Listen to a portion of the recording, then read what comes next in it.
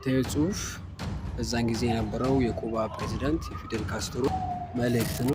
የወታደር አይነት ቅርጽ ነው ያለው እዚህ ጋር የኩባ ወታደሮች ለነሱ መታሰቢያ ይሆን ዘንድ የተሰራ ነው።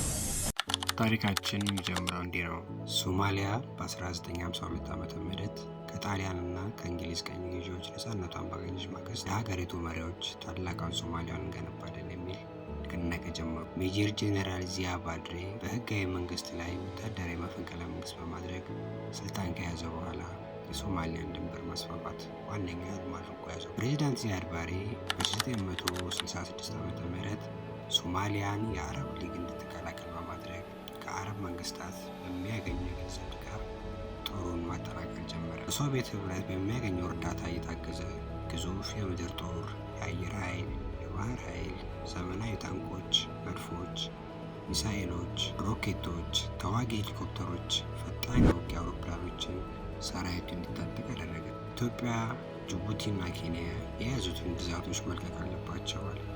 በወቅቱ ጅቡቲና ኬንያ ነፃነታቸውን ባለመጎናጸፋቸው የቀኝ ገዢዎቹ እንግሊዝና ፈረንሳይ መጋፈጥ አደጋ እንደሚያመጣበት በመረዳቱ ሙሉ ትኩረቱን ኢትዮጵያ ላይ ያደረገ።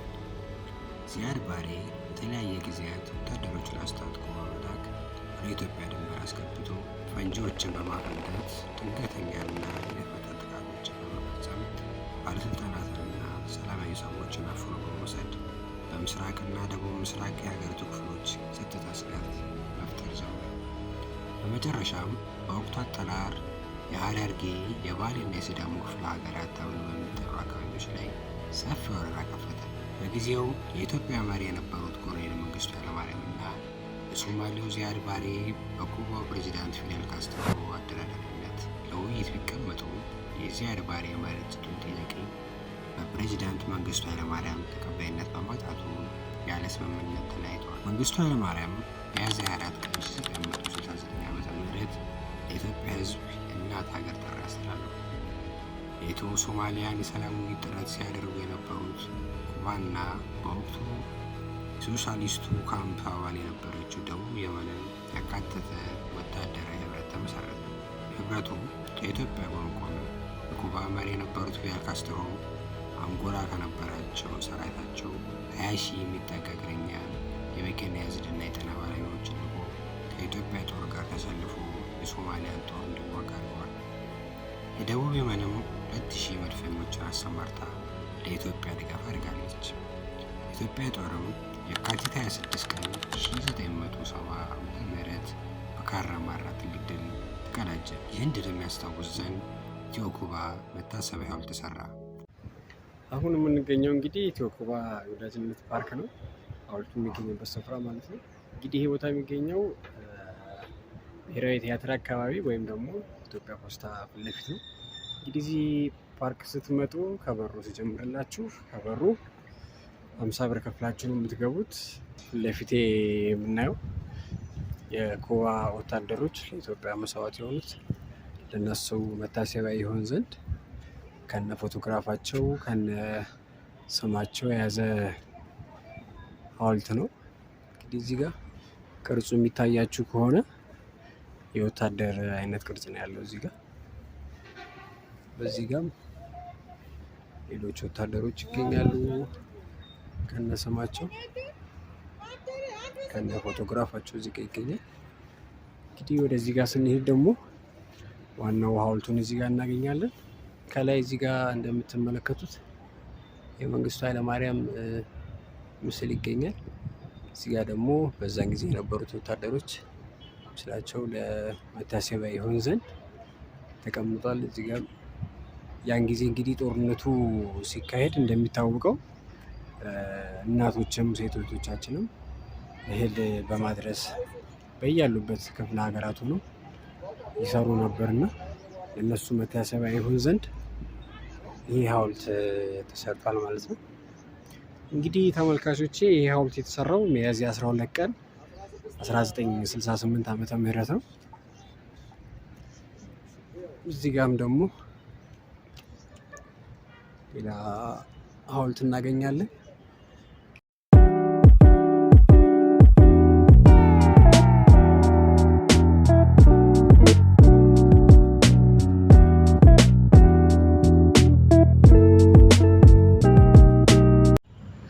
ይህ አሁን ከፊቴ የሚገኘው ደግሞ ቅድም ካየነው ጋር ይመሳሰላል፣ ግን ላይ እዛ ጋር የመንግስቱ ኃይለማርያም ፎቶ አለ እንደ ቅድም አይነት።